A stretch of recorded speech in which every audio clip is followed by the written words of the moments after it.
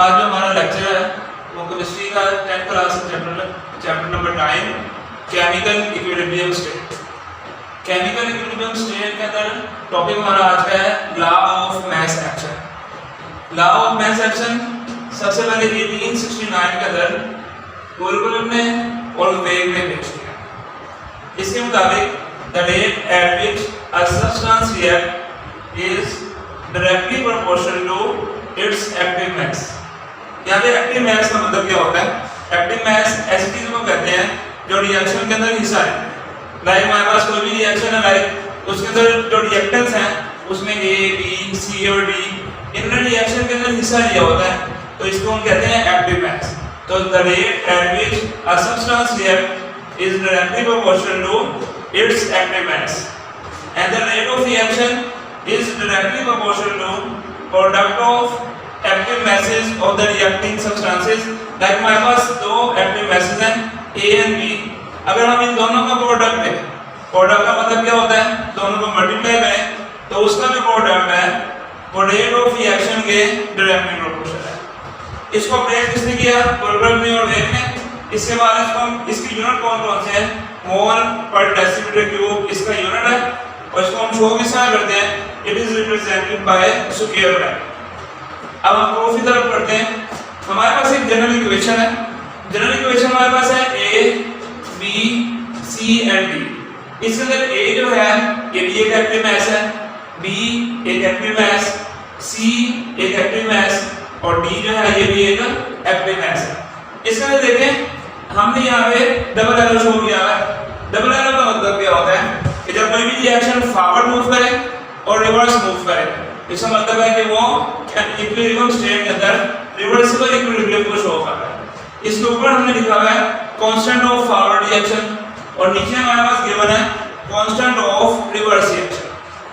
अब हम इस प्रूफ को स्टार्ट करते हैं। जनरल इक्वेशन के अंदर हमने लॉ ऑफ मास एक्शन को अप्लाई करना होता है। पेपर्स के अंदर आपको गिवन होगा कि apply law of mass action on general equation. तो A plus B C plus D के ऊपर जनरल इक्वेशन के ऊपर लॉ ऑफ मास एक्शन को अप्लाई करना है। सबसे पहले देखते हैं फॉरवर्ड रिएक्शन। फॉरवर्ड रिएक्शन क्या होता है? स्टूडेंट्स, जब कोई भी रिएक्शन जिसके अंदर रिएक्टेंट्स प्रोडक्ट्स के अंदर कन्वर्ट हो उसको कहते हैं forward reaction. The reaction in which reactants recombine to form products it is called forward reaction. अब इसमें देखें rate of forward reaction directly proportional है A और B। देखें रिएक्टिव प्रोपोर्शन के साथ हमने स्क्वायर ब्रैकेट लिखा और स्क्वायर ब्रैकेट के साथ हमने एक्टिव मास A को पुट किया। उसके बाद जो हमारे पास सेकंड एक्टिव मास है वो B है, हमने इसको भी स्क्वायर ब्रैकेट के अंदर प्रेजेंट कर दिया।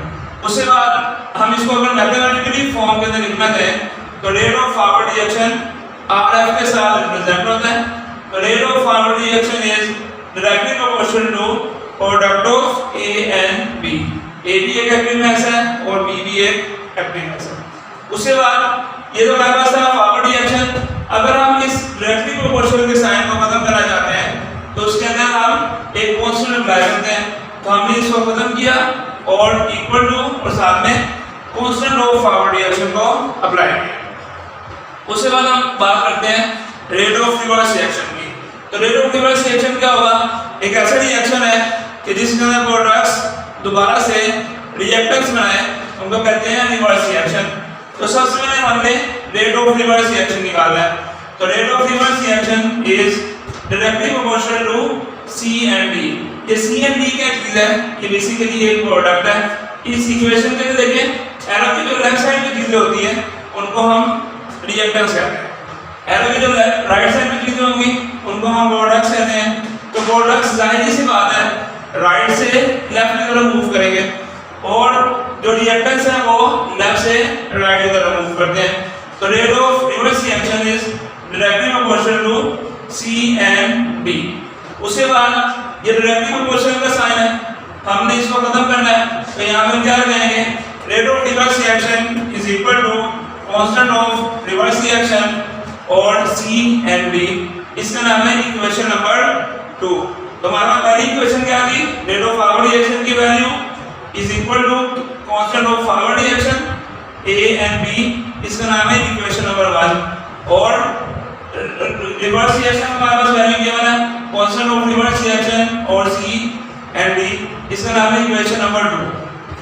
अब हम क्या करेंगे, अब हम दोनों इक्वेशंस को कंपेयर करेंगे, comparing equation number 1 and comparing equation number 2। Equation number 1 के अंदर rate of forward reaction, equation number 2 के अंदर रेट ऑफ रिवर्स रिएक्शन के बराबर है। इसका क्या मतलब है, केमिकल इक्विलिब्रियम स्टेट के अंदर जब फॉरवर्ड रिएक्शन रिवर्स रिएक्शन के रेट के बराबर हो, इसका नाम क्या होता है, केमिकल इक्विलिब्रियम स्टेट। अब उसके बाद रेट ऑफ फॉरवर्ड रिएक्शन की वैल्यू हमारे पास गिवन थी कांस्टेंट ऑफ फॉरवर्ड रिएक्शन ए और बी, इसकी जगह में हमने पुट किया है कांस्टेंट ऑफ फॉरवर्ड रिएक्शन ए और बी। इसके बाद रिवर्स रिएक्शन में है तो रिवर्स रिएक्शन की वैल्यू हमारे पास गिवन है constant of reverse reaction C and D, इसको हमने इसकी जगह पे यहाँ पे पुट कर दिया। उसके बाद देखें ये कांस्टेंट ऑफ रिवर्स रिएक्शन यहाँ में मल्टीप्लाई है तो नीचे जाके डिवाइड हो जाएगा, और कांस्टेंट ऑफ फॉरवर्ड रिएक्शन के साथ गिवन है हमारे पास ए और डी, ये हमारे पास यहाँ पे मल्टीप्लाई है और नीचे जाके क्या हो जाएंगे, डिवाइड हो जाएंगे। उसके बाद हमें पता है कि constant of forward reaction divided by constant of reverse reaction Kc के बराबर होता है, और Kc कहते हैं इक्विलिब्रियम कांस्टेंट को, और इक्विलिब्रियम कांस्टेंट को डिफाइन करना हो तो हम कह सकते हैं the ratio of products and reactants. Products ऊपर आते हैं और रिएक्टेंट्स नीचे होते हैं, इन दोनों की जो रेशियो होती है इसको कहते हैं केमिकल इक्विलिब्रियम स्टेट। अभी जो constant of Kc equilibrium constant है, इसके अंदर देखने अगर हम तो ऊपर हमारे पास प्रोडक्ट्स हैं, ऊपर प्रोडक्ट्स हैं और नीचे हमारे पास गिवन है रिएक्टेंट्स। तो इसको हम डिफाइन करेंगे equilibrium constant is defined as the ratio of product divided by ratio of products and reactants, it is called chemical equilibrium state. बेटा इसके बाद आपको एक और नेक्स्ट क्वेश्चन आ सकता है कि हमारे पास जनरल इक्वेशन, तो इसकी तब्दील हम करते हैं। देखें यहाँ पर जनरल इक्वेशन थी हमारे पास ए बी सी और डी, अगर हमने इसको थोड़ा सा तब्दील करना हो तो हम ए के साथ स्मॉल ए लगा रहे हैं। इस स्मॉल ए का मतलब क्या होता है, ये बेसिकली एक कोएफिशिएंट है, कोएफिशिएंट, और बी के साथ अगर हमने कोएफिशिएंट लिखना हो हम यहाँ पे लिखेंगे स्मॉल बी।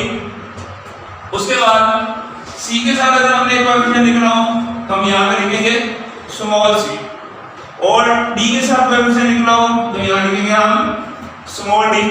तो अगर हमने इसके ऊपर इस जनरल इक्वेशन के ऊपर लॉ ऑफ मैथ सेक्शन को अप्लाई करना हो तो क्या होगा, सारी इक्वेशन सेम इसी तरह ही है, लेकिन होगा क्या कि जो हमारे पास कोएफिशिएंट है इसको हम पावर बना देंगे। तो हम इसको पावर बनाते हैं, इसका जो कोएफिशिएंट है वो स्मॉल है, इसको हमने पावर बना दिया। सेम इसी तरह यहाँ पे भी स्मॉल बी, यहाँ स्मॉल ए स्मॉल बी, इस तरह यहाँ पे भी स्मॉल है स्मॉल बी स्मॉल सी, यहाँ पे डी, सेम रिवर्स रिएक्शन के अंदर भी स्मॉल सी और स्मॉल डी। इसका हमने क्या किया, हमने इस जनरल इक्वेशन के ऊपर लॉ ऑफ मैथ सेक्शन को अप्लाई कर दिया। उसके बाद सेम यहाँ पे भी अप्लाई करते हैं, स्मॉल ए small B small C small D, same यहाँ पे भी small C small D small ए स्मॉल बी, और यहाँ पे देखें small C small B small ए और स्मॉल बी। इस तरह हमने इस जनरल इक्वेशन के ऊपर भी लॉ ऑफ मैथ सेक्शन को अप्लाई कर दिया। उम्मीद है आपको आज का हमारा टॉपिक समझ आया होगा। अगर आपको ये टॉपिक अच्छा लगा है तो आप इसको लाइक करें, सब्सक्राइब करें और बेल आइकन पर प्रेस करें और इसको दूसरों तक शेयर करें।